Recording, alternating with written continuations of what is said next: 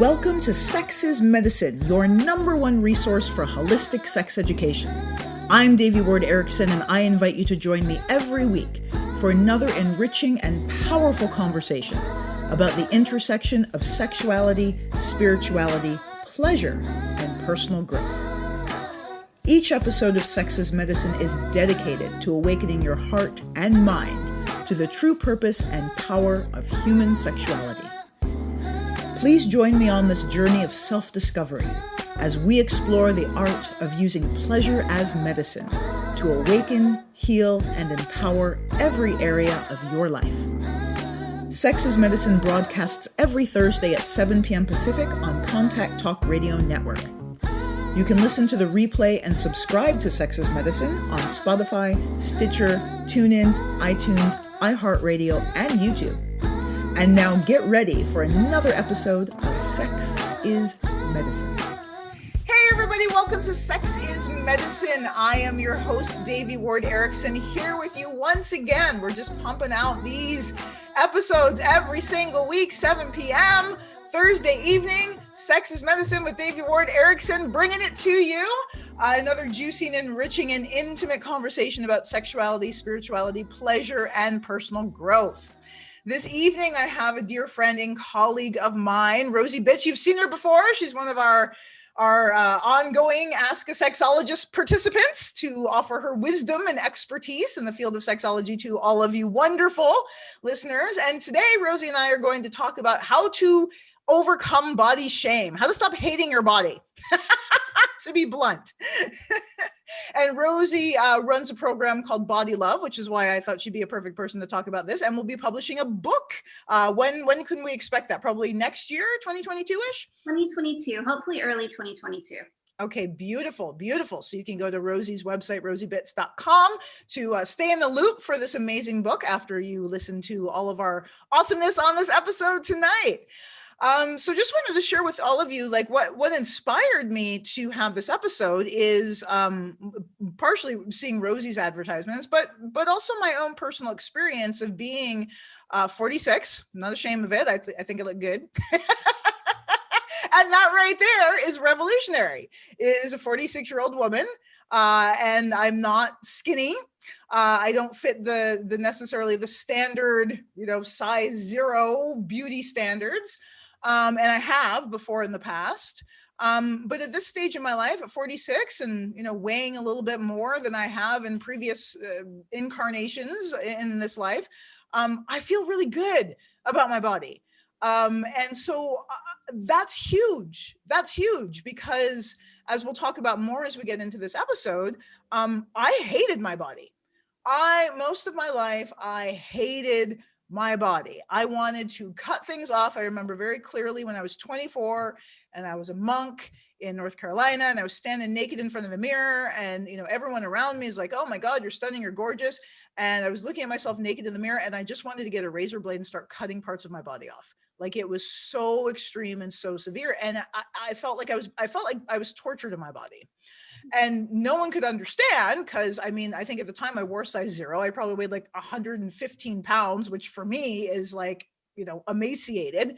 But no matter how thin I got, I couldn't overcome what I saw in the mirror. And what I saw in the mirror was someone who had been distorted. Like really, when I looked at my body, I looked at my breasts, I looked at my thighs, they looked like these warped, distorted, like they weren't what everyone else was seeing. They were not what everyone else was seeing. And later I learned, oh, that's body dysmorphia, right? But at the time, it was agony. And I felt that way for most of my life, regardless of my weight, whether, if I was thin, I was never thin enough. If I was not thin, then I was unlovable and disgusting and would never get married and all that stuff, right? If you're 5 pounds overweight, no one will ever love you. That's kind of the story that we get, right? So for me, the most I could hope for was just feeling neutral about my body, just not hating it. And probably like 5 years ago or so, that's probably where I was. But it was remarkable to me looking at myself yesterday, getting dressed and being like, yeah, like I'm not a size 2 or even a size 6 anymore. I'm a, size 8 to 10, which is not large. I will acknowledge that, but my point is it's larger than I've comfortably been previously. And looking at my size 8, size 10 body and feeling good about it, feeling really good about it. And that was miraculous based upon, in comparison to where I came from. So that's why I wanted to have this conversation. That's my story in a nutshell.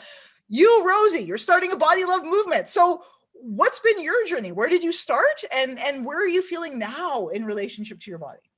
So yeah, I have a big journey as well. Like I started thinking deeply on this topic at about 18, 19, 20.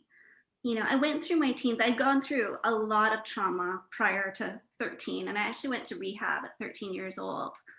So you gotta go through a lot of trauma to be so fucked up that you're in rehab at 13. Dude, that's hardcore, Rosie. Hardcore. That's some Drew Barrymore shit right there. For anybody of our generation, you'll know that. But I went through this lovely time in my teenagehood where I actually had some normalcy, and I actually started to embrace my body and feel good in my body. Not 100%, but I was starting to like feel myself. Right. And then at 19, I went through some more trauma and I got pregnant, and I had this huge change. I went from being very, very like underweight. It's surprising I got pregnant, to gaining. I gained like, I think it was 88 pounds when I got pregnant, and I went up to 160 pounds. So that's a huge amount of weight. Not that number wasn't a big number in reality, but what a huge change. And I went from being this kind of teenager exploring, who I was for the first time, to being a mother. And there was nothing in between. Yeah. Right? Wow. There was no transition point at all.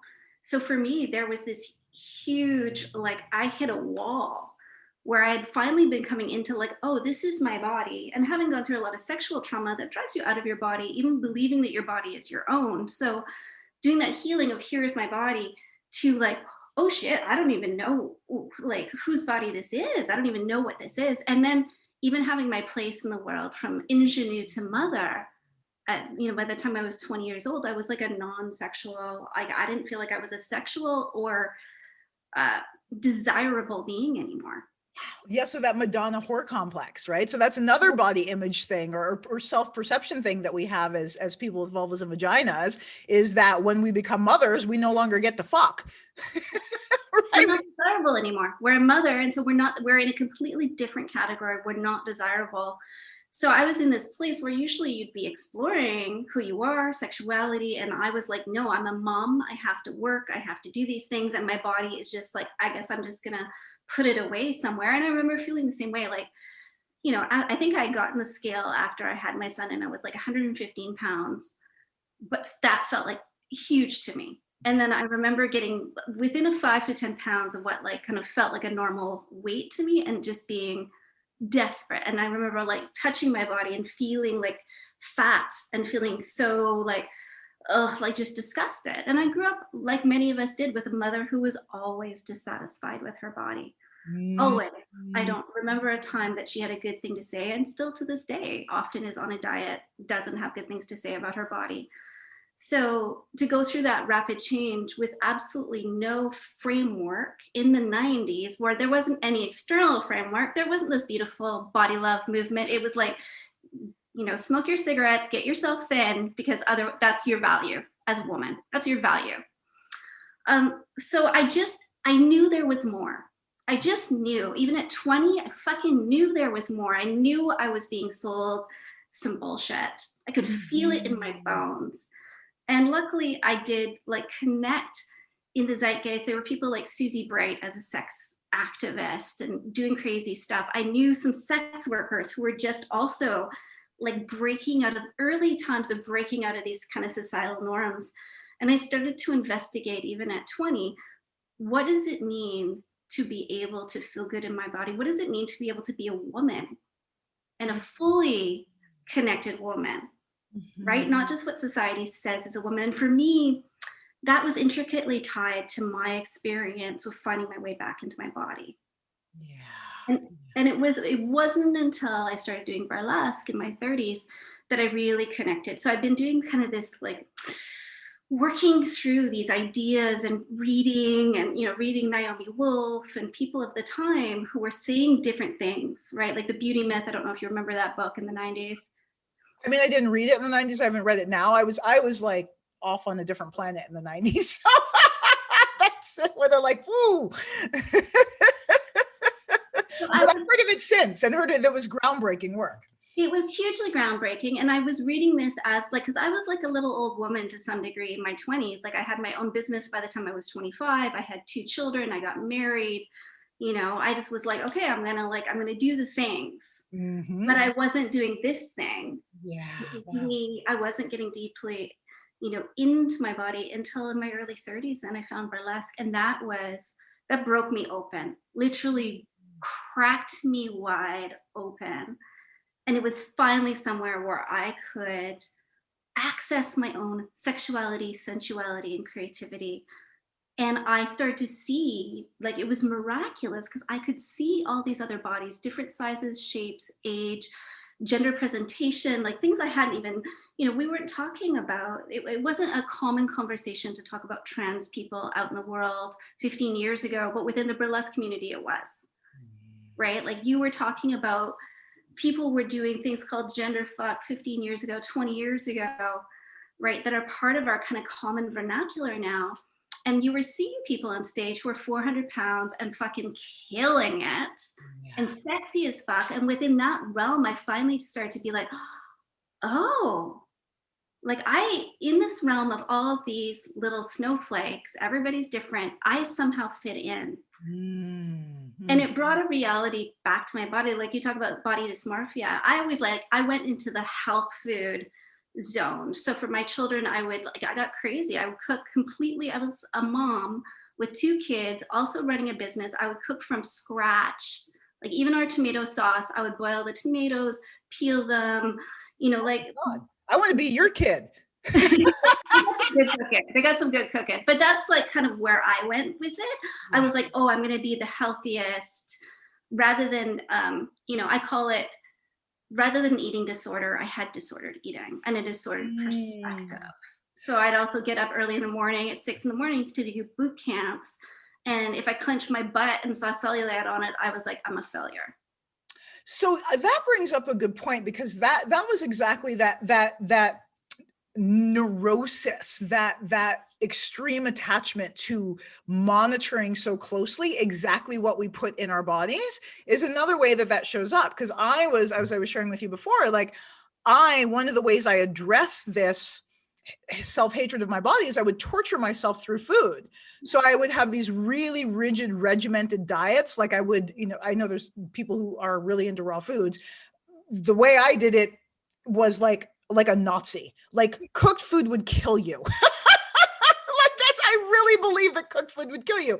And so it was like this like really meticulous, like neurotic orientation to eating food, or I just wouldn't eat. I would fast for long and long and long periods of time to get rid of cellulite, right? Which nobody else could see but me, right? I'd be like literally crying like, oh, I'm whatever, mutilated or whatever's wrong with my body from all these dimples. And people were like, I don't see anything. I was like, oh, it's horrible, right? And so, yeah, one of the ways that manifested was with this really, I just keep using the word neurotic because that's the way it felt, this really neurotic approach and meticulous monitoring of every little thing I put in my body and torturing myself through what I ate, no pleasure, no joy, or not eating at all, to punish myself for having cellulite. Yeah, absolutely. And I did the same thing via health, which is not health. Nope, it's not. It's not health. It's bullshit, right? My mom was on the traditional diets. And even, as a teenager, I went on those diets for fun. Everybody would go on, there'd be a new diet in some fashion magazine, but I was never that serious about it. Like I said, I felt pretty good. But as an adult, I suddenly was on these health, diets. So I remember even, my daughter wasn't even weaned, and I went on a week-long cleansing fast. I was like, oh, I gotta cleanse. Yep, the cleanse. Because the reason I've got cellulite is because my gut's so disgusting. So I mean, the amount of bentonite clay I have drank and the amount of things I have put in my ass to clean my colon, like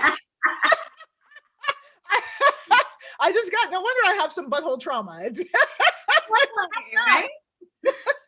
And that was the same thing. I was doing these crazy things still to conform to a standard, even though I knew it wasn't true. I hadn't broken it down yet, like not the way I now at 47 can break that shit down.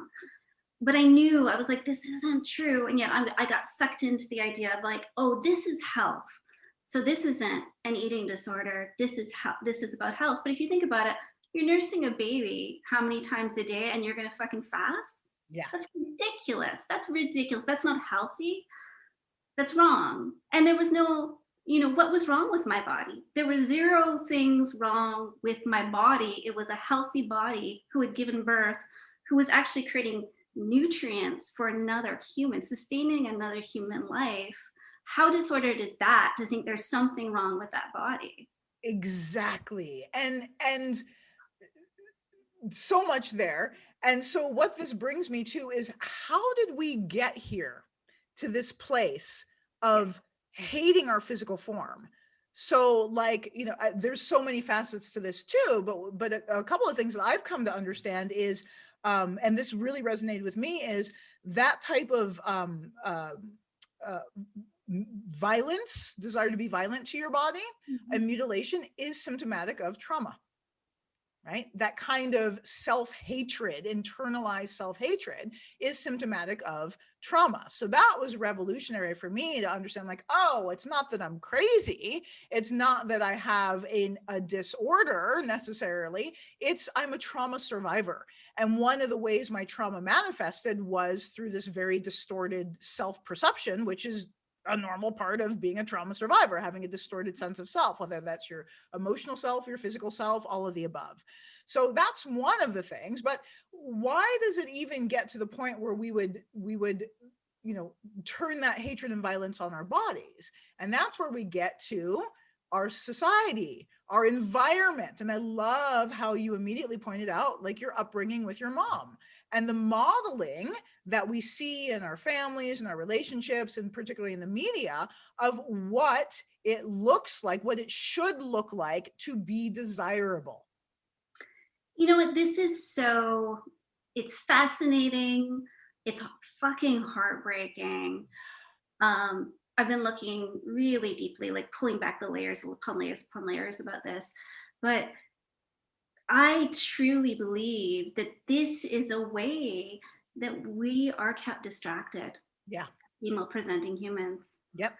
Because you know what? If we erase the time that we spend concerned about our bodies or our diet, or if we're desirable, you imagine what we'd actually be accomplishing. And it is constant. It is a multi-billion-dollar industry to keep us distracted. Yeah. Right? It's part of colonialistic, capitalistic, and patriarchal society. And we're getting it all the time because we're told a couple things. Number one, our value as women is only to be desirable and then to procreate, and then there's no value, right? Once you go through menopause, your value as a woman is actually zero in our society right now. And you can see this in the fact that there are no scientific studies on perimenopause and menopausal women as to what's actually going on in our bodies, right? And it's ridiculous because as we age, we're getting wiser, our earning power gets higher, our ability to do things, because our children are growing up if we happen to have children. So our ability to be in the world is far higher as to what we can give, except for society says, no, you're at a zero. So we're truly bred and then indoctrinated with this idea that we have an expiry date. And then if we don't want to expire, we better stay young, we better stay youthful, we better stay desirable. And that means we have to be focused on this body 100% of the time, because otherwise, literally, we're going to be thrown out. And what's desirable is usually thin and white in this society. So let's just say that that's what's usually desirable. Definitely thin, usually white or white approximating. And I have a student who she's a dear friend. She started off as a student and she's a dear friend, and I consider her actually a mentor. Things have switched around over the years of us working together. She's an Indigenous woman in her late 50s, and she would say to me at the beginning, she was like, Rosie, there's no pictures of me. Where am I? Where can I look to see women who look like me who are sexy? And I would be like, oh, like I'd never, as a white woman, I'm indoctrinated, like I have lots of white images, Yep. and they may be distorted images, but still they're white images, right? White blonde images coming at me. And she like just kept putting this little bug in my ear as to like, okay, this is what I want. I want this. I want to see brown bodies, right? I want to see representations of women my age who look good. I want to see like, and she kept putting this little bug in my ear, which is actually a big part of writing this book as well, as her inspiration and my recognition of finally being like, oh shit. So I'm in my mid 40s, not seeing a representation of who I am in the world, but she's not seen a fucking single representation her whole life. And what you said earlier about how when you moved into the burlesque world and started seeing body diversity, how that was what was so healing for you. And so it's the representation matters. We keep saying this. It is the exposure to diversity that heals this perception that there's only one right way to manifest as a yoni owner, a female identified person. And I was going to say something about that, but it went out of my head. So Mercury retrograde, it keeps happening. It's like an awesome salient thought. And then it's just like, whoop. That's okay. That's okay. And I think this is so important that you get this. This is one of the things I teach in my class is, you know what, mix up what you're getting. We actually have some control now. So in my social media, I have lots of different bodies. One of the first things I did, because I just recently went through a time of hitting a low point with how I felt about my body again. And it's been about a year and a half of really consistently refocusing, doing the stuff I teach other people to do to get connected again. But one of the things I did was change up my social media. And I was like, who am I looking at? And I was like, oh, I'm looking at lots of burlesque stuff. And I'm looking at these beautiful 22-year-old white women, thin young white women for the most part, some diversity. But these were the people who kept coming in. So I changed it up.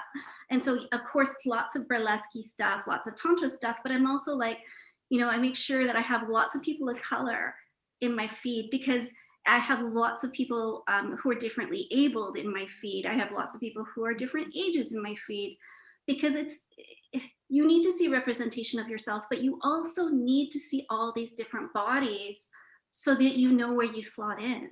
It's not. Yeah, so we can see the full expression of our humanity. Exactly. Yeah. Exactly. You don't want to see, I don't want to see just 47-year-old white women. That in and of itself will actually close me down. Again, I need to see the full representation, and within that full representation, then I fit. That is the big healing. So you know what's so interesting is I was watching a movie over the weekend about permaculture. It's one of my loves. For those of you who don't know, I love to garden. If all like my retirement plan is farm with goats and I just want to be in the dirt all day. So that's Davey. So I was watching this film on permaculture, and the thing that this person they were taking a barren, unfarmable land and turning it into this like beautifully producing farm essentially. And the consultant that they brought in he kept saying diversity heals the land. Diversity heals the land. If you don't have diversity, you're going to have problems. But if you have diversity, then everything in nature is able to find balance and equilibrium because nature is diverse. And so I think that that's one of the things why it's so psychologically damaging to us in this society to only see one version of acceptable beauty, because it's literally coded into us as human beings to value and celebrate and require for our wellness diversity. And we know, you know what, it's discordant internally. Yes. But we don't even know. I'm sorry to interrupt you. I want to say it's discordant internally, but we don't even recognize it. Because one of the things I remember that I so love and appreciate about you is a couple of years ago, we were, doing things on social media. And I was just like, me and my sister were just picking images of like what we found attractive. And we had like the skin color diversity going, but we didn't have the body shape diversity going. And I remember you very lovingly say, hey, this is great. And I'd like to see some different body shapes. I would like to see I would just like to see body diversity, like shape diversity. And so what I wanted to express here is like how we're so conditioned that it goes under the radar. I thought we were doing diversity, but because I was showing images that me and my assistant found attractive. But from your view, having really explored this diversity, you were able to like see my blind spot that I couldn't see of like, oh yeah, it's maybe skin color diversity, but where's the shape? Where's the ableness or ableism? Where's the sexual diversity with transgender people and same-sex people? So I just wanted to point out how under the radar our own bias very much is. So sorry to interrupt you there. Oh no, that's okay. I love that point. And I think it's like taking blinders off, right? Yes. You just keep going. You're like, oh, I get this. And then it's like, no, there's another layer. There's another layer. And I think that feeling internally, like we all have it. We know something's not quite right. We know it's off. We know we're not seeing the full picture. We can't pinpoint it though. You don't know what you don't know, right? And so as you get information, you're like, oh, that's it. Take the blinder off. You get more information. That's it. And I think, that's a big part of this is diversity, right? In all ways, and checking those blind spots, saying like, okay, I think I'm seeing diversity, but actually, is there another level? And is there another level? And as I look deeper and deeper, I do feel better.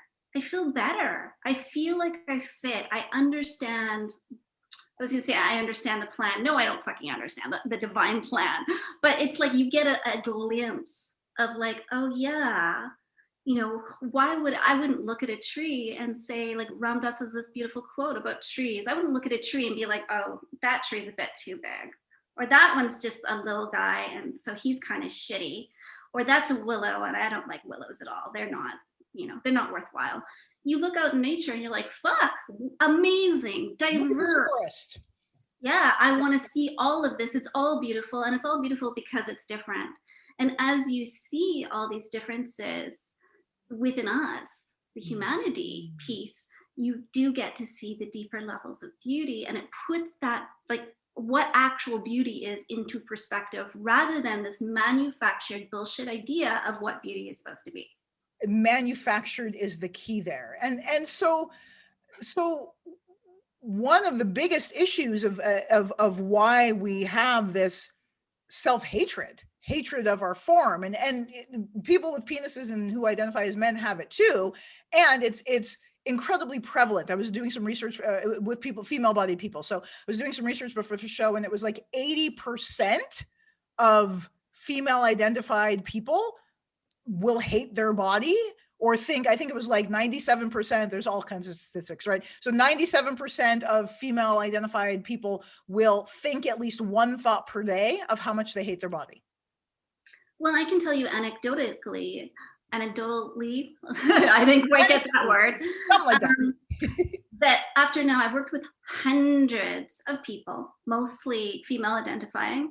And out of all those people, I've had 3 who were like, I like my body. Wow. 3. And this is ages 18 to 65. Wow. And tying this into sexuality, one of the biggest issues for many female identified people is relaxing enough in bed to enjoy sex because they don't like their bodies, right? Not being able to relax enough in bed because they hate their bodies. My thighs are too fat. Not wanting to have sex with the lights on because you hate your body. Even like, again, I had this like perfect little 22-year-old body. I was a stripper. It was beautiful. Still was embarrassed and felt shame about it. Didn't want to be seen. Right? So how can we fully relax and like claim our full orgasmic potential if we hate the body that we're in, and if every time we're like trying to like be intimate with a partner, we're consumed with concerns around our love handles or whatever, right? So it's a huge block to our ability to claim our full sexual pleasure as women. It's a huge block for us to be able to claim any full sensual pleasure. Amen. Yes. Yeah. If you hate your body. If you hate your body when you're eating, you're thinking about what's wrong with your body, right? If you hate your body when somebody touches you, You're thinking about what's wrong with your body. Like your ability to experience the world fully when you're hating your body. And often what happens is people don't, they'll stay in some type of maybe self-hatred loop, or maybe they learn to quiet that down, but they leave. They live in this Yes. space and they're actually no longer present in the body. And how can you experience the full experience of life when you're not fucking present in your body? You can't. You just can't, let alone sex, right? Sex is even next level. But even just living as a human in the world, you can't experience the full gamut of pleasure. And this speaks to me so profoundly of some of the stuff we've been talking about on the show for a while now, which is how there is this schism in spirituality that is like, in order to attain spirituality, you have to deny the form. So this aversion and hatred and denial of the physical form is infected, I guess is the right word. Even our spiritual psychology around our relationship with our physical form. The form is an obstacle to spiritual realization in so many spiritual traditions. So we're getting this from all sides. We got the media telling us, hate your body if you don't look like this. And usually what looks like this is, what movie directors who are essentially 15-year-old boys in 30-year-old men bodies find attractive. And then we also even have it from our spiritual traditions, which is just, regardless of what the form looks like, the form is to be hated and vilified and avoided. And so it creates this, in the mass consciousness, it creates this illness in relationship to our physical form on all these different levels.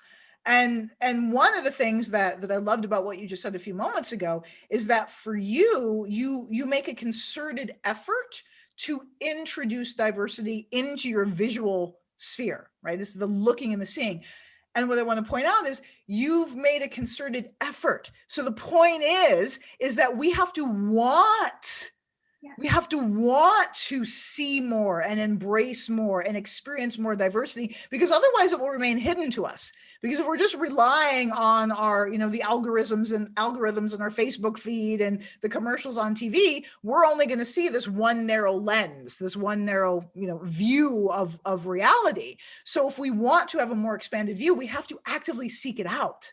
You do. And you have to do it again and again and again. What I noticed is, like, it took me really shifting, like you're talking about social media, actually really shifting the algorithms so they would even, because I was following a lot of people of color who I have as friends, but they weren't popping up on my feed, right? I was still getting all this like whitewashed, thin washed type of stuff. And it took, like, I had to really go through and really shift everything and be really conscious about, liking, saving, and then just adding so much more diversity into my feed before it started actually popping up organically. So, because like it literally is programmed that way. And truly, all of this is happening in a certain way right now in 2021, but this is thousands of years in the making. This is not new. Yes. Right? It is a way of keeping people misdirected and to some degree enslaved. And that's a heavy word, but certainly, societies that have been enslaved, and you're a Black American who has a lineage, who's lived through this, taking people out of the bodies is a key component, right? Raping women when you're gonna colonize, when you're gonna take over, is the foundation to actually destroying a culture. Invading the body, and we can invade the body physically, but we can also invade it psychologically. I was just watching that series on Amazon, Them, which was horrific to watch. And at the same time, I loved how they brought to consciousness that internalized, racialized self-hatred that is so indoctrinated into those of us with Black bodies in North America, to hate the skin that we're in, and to prioritize and attempt to move towards whiteness at any and all costs. And so they do a wonderful job of portraying this in this show, horrific as it all is to watch. And so let's talk about healing, because we've kind of touched upon a few things.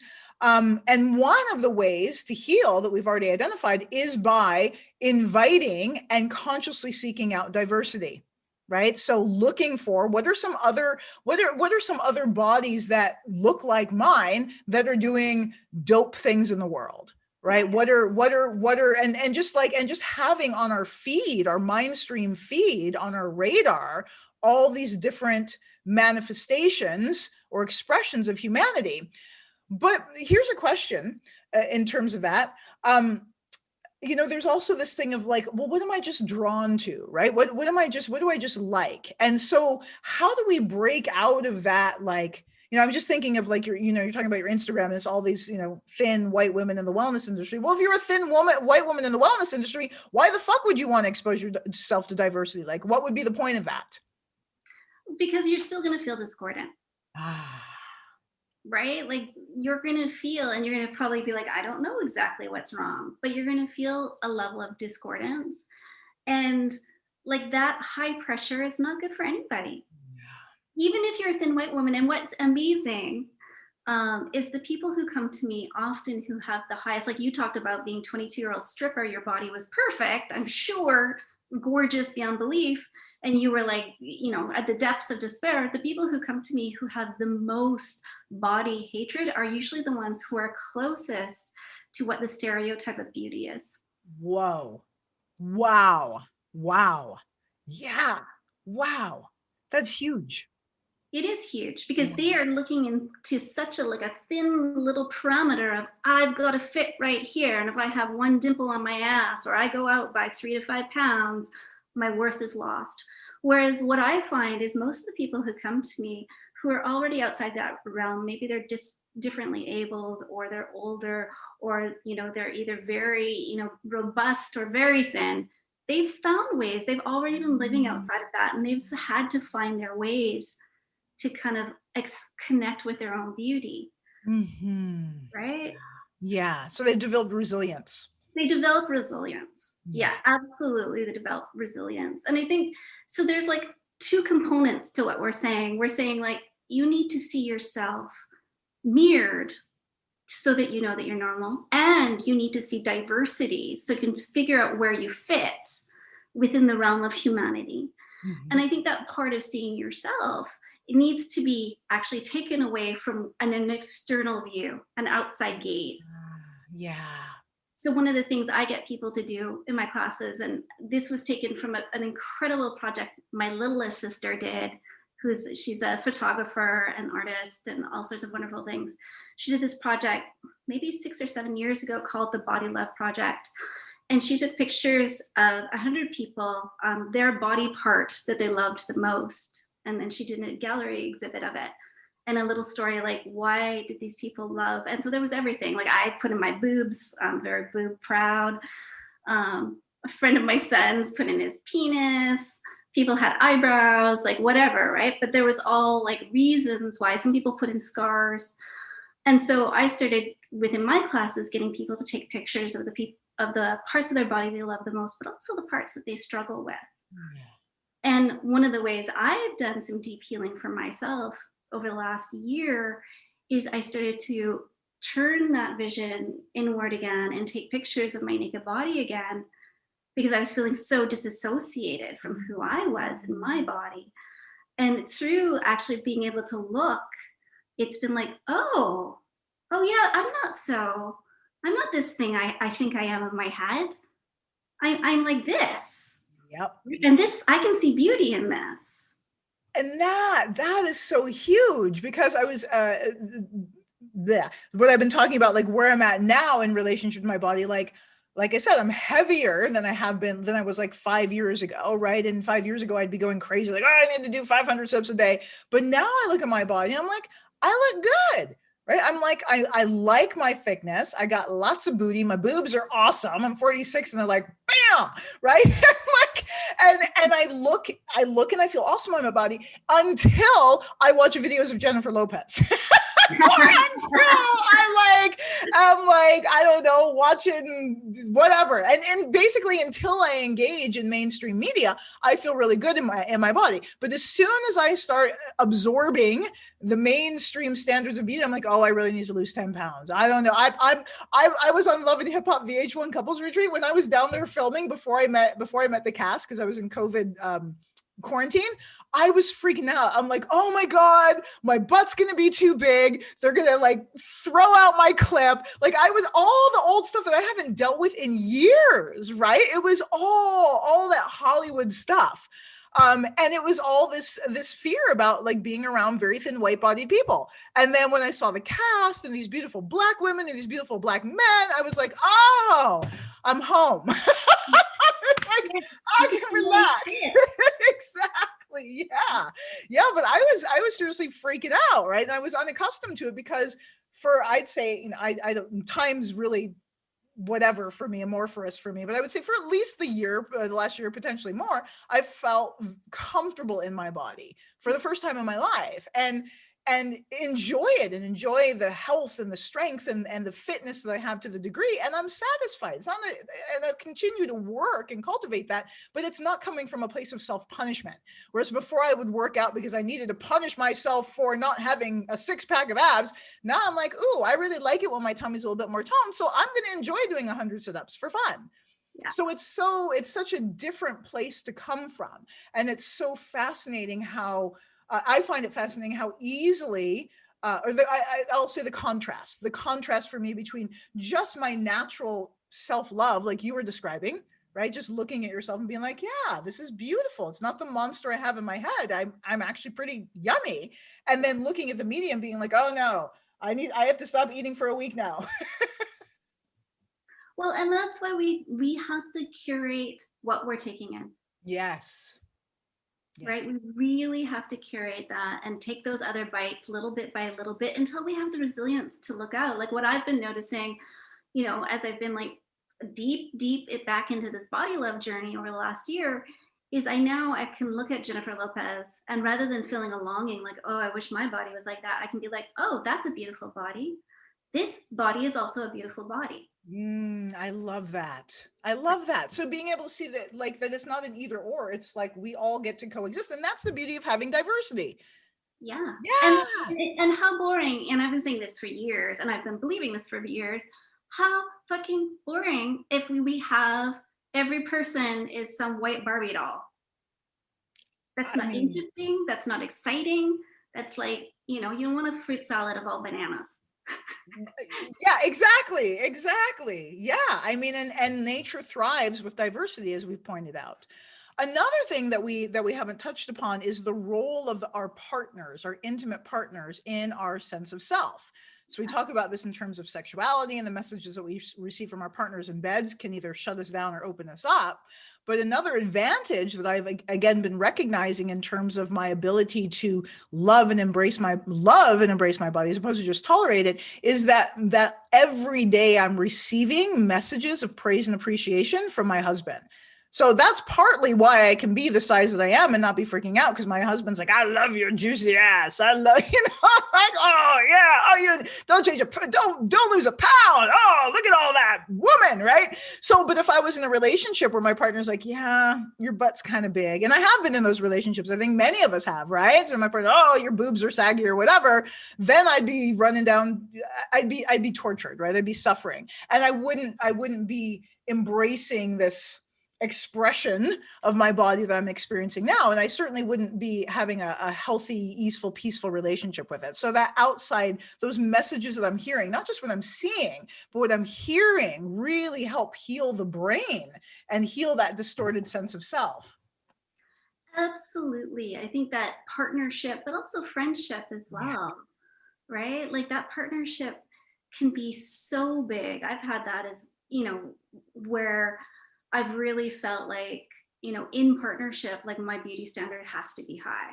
Yeah. And I have to, you know, if I'm going to stay happily in this partnership, I've got to conform to a certain beauty standard, and I shouldn't age, and I shouldn't gain weight, or I shouldn't go through illness or any of the normal things. Otherwise, my relationship will be very shaky. Mm-hmm. And that is heavily detrimental to your self-esteem as opposed to what you're saying, where, you know, the opposite is also very healing. And then also your friendships, or say taking a course like what I've got going on, we do a lot of positive reinforcement. Like one of the beautiful things is I've had a friend who's been really, you know, she's been such an advocate for me to get back into my body and into my sexy again, into my bodacious sexiness, which I usually am, which I lost sight of for a little bit. And just being like, look at you, woman, you're like 46, like, damn. I know, damn, Right? damn. We need to hear that. We need to hear those words of affirmation. We would call that tantric speech, right? When we're working around sexuality, we need that around our bodies.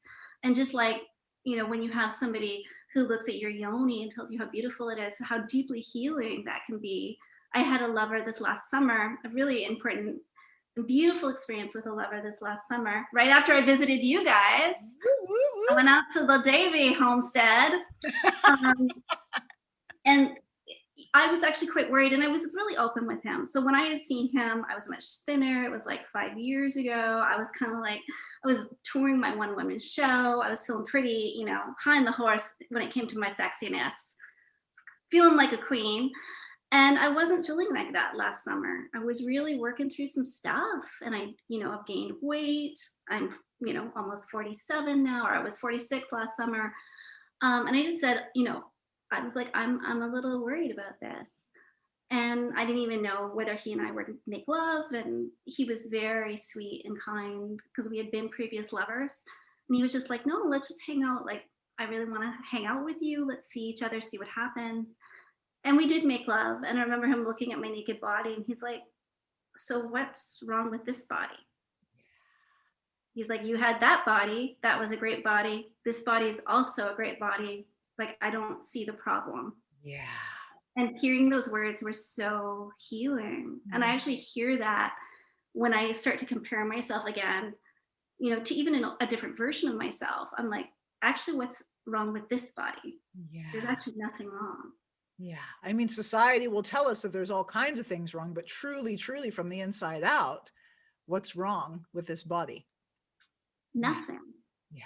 And I think that goes into another component of body love, which I've been exploring with my class just last week, which is actually what's beauty. What is beauty? Exactly. And when you get people to talk about beauty, they are not describing the things that you see in social media or on those movies, or like, you know, Jennifer Lopez is the most beautiful woman in the world. Amen.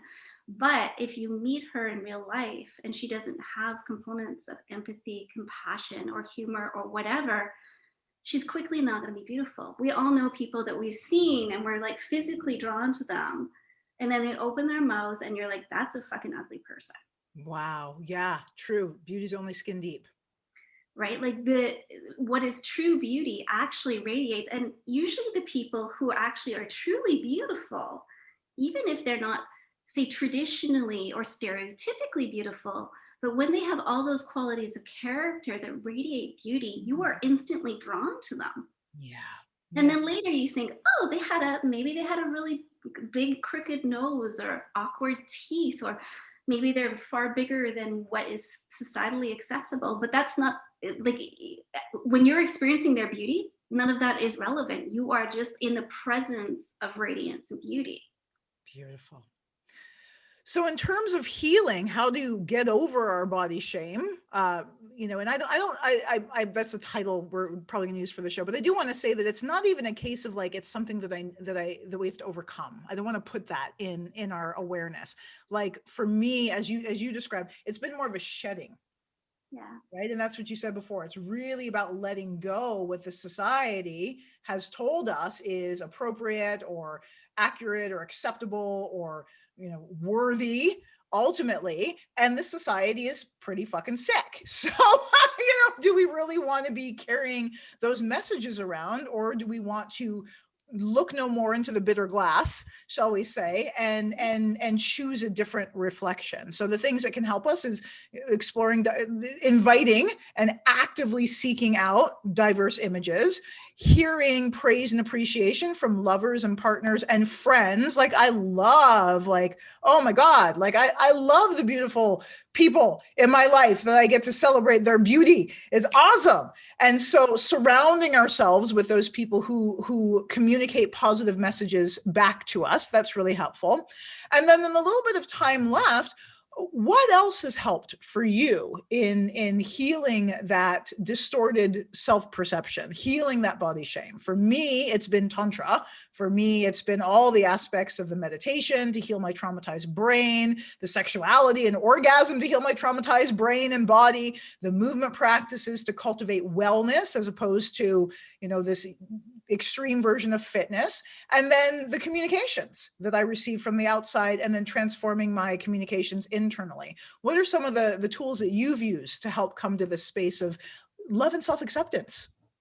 So I would absolutely agree with you with all of our, what we do tantrically is incredibly healing. And then I would pull out a few things to focus on.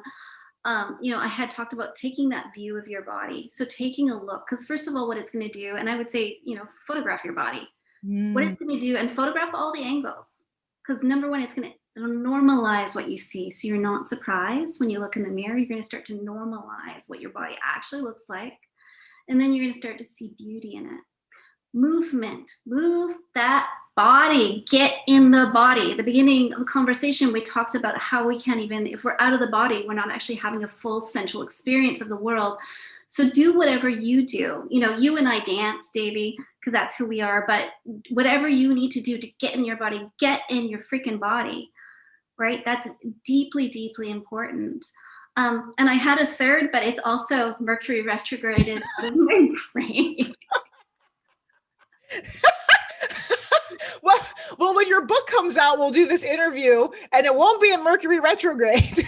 No, and I'll have many more than 3 points to add. And I actually do have many more. So people can look me up and I can give them more pointers because I've got more than the 2 I just gave you. But I think those, like, if you start there, that's a lot. Oh, and yeah, continuing to curate what you decide, what's going to come in. And I would say also, like, make a decision. Mm-hmm. I no longer will be ruled by these outside forces. I do not want to be distracted from the important things that are happening in society and from what my part in the world is. And when I'm buying into this shit, I'm distracted all the time. I need my full brain space. I'm a smart woman. I have shit to do in the world. And I no longer want to suffer. 100%. That's what it is. Yeah. Like ultimately it's making the choice. Like I no longer want to suffer this ailment that is not yours to carry. Yeah. You were not born with it. It's learned behavior. Hating your body is learned behavior, just like having sexual shame is learned behavior. We don't need to carry other people's burdens anymore, my friends. Let's release them and let them go. Therapy might be really wonderful. If like for me, the root cause of some of the distortions is the trauma. So really, I would say, how we get over body shame is by really taking on healing. Right? Because that's actually the antidote is this body shame as poison. So let's heal. Let's transmute that poison. Absolute healing and this is where the tantric aspect of what we do is so important, healing and working it through somatically. Yes. Mm-hmm. Right? Because I know a lot of people who've done a lot of talk therapy and they still have issues with their body and they need to get into that body. They need that somatic part and then learn how to stay in here safely. So therapeutic support that is somatically based. Yeah. And that's part of what we offer at the Institute. And that is what you offer in your courses. So tell us more once again about your website. Oh, I do want to say that for those of you listening, if you want a shot of body love every day, follow Rosie Bits on Instagram and Facebook. If you're on there, the pictures that you put up are beautiful. Like if you're wanting to invite more diversity, like there's pictures of you, but also pictures of like other people. It's like your page is like a celebration of humanity. So if you want your daily dose of human celebration, definitely follow her on social media. And then tell us about your websites. Thank you. So rosiebits.com is my website, and I'm just finishing my pilot project on Body Love 101 right now, but people can sign up on the waiting list because we will be diving deep into it in the fall.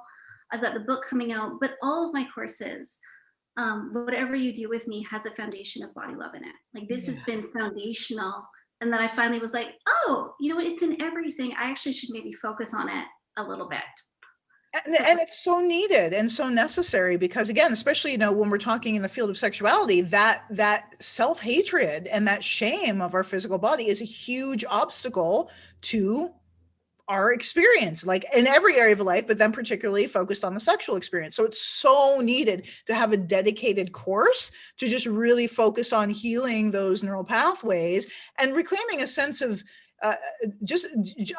again, it's hard to go from like hating your body to loving your body, but having that middle ground of just even feeling neutral about your body, no longer actively hating it. Well, and I talk about it, like the work that I do is really utilizing both the body positivity movement and the body neutrality movement. Like because I think the road to healing is through that body neutrality, first of all, but then we're going to still seek out beauty. So redefining beauty, as we were talking about, actually really getting into what beauty is, which is diversity, which is actually not about physical attributes, is like the second part to that. That's huge. That's huge. Yeah. Yeah, that's huge. So we're literally reframing, and I use the word rewiring a lot because I always see like these old neural pathways in my brain when I talk about this. So we're reframing and rewiring what we understand beauty to even be from a humanistic perspective. And we start to see things differently. Yeah. Right? You start to reprogram that. You don't just see your own body differently, but what you're attracted to, what you find beautiful, what you're open to, shifts, and your world opens up. Wow. So there's a lot to celebrate.